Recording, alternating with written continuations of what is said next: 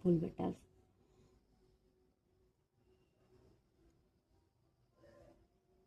పూలు పెడితే మనం అయ్యప్ప స్వామికి చేసినంతగా మనం లోపల ఫీల్ అవ్వాలి ఫ్రెండ్స్. ఎందుకంటే వాళ్ళు మాలలో ఉన్నారు కాబట్టి. అది కాక మా స్వామి 70 రోజులు చేస్తున్నారు స్వామి ఫ్రెండ్స్. ఇది మాల 70 రోజుల నుంచి వేసుకొనే ఉన్నారు, తీయలేదు. అందువల్ల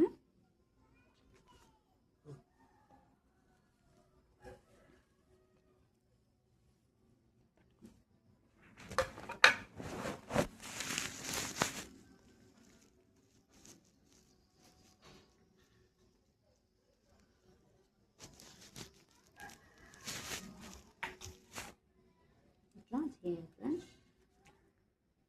ప్రతి బుధవారం అయ్యప్ప స్వామికి ఇలా చేస్తే ఆయన పుట్టినరోజు రోజున మనం ఆయనకి చేసినంత ఫీలింగ్ మనకు వస్తుంది, రావాలి కూడా.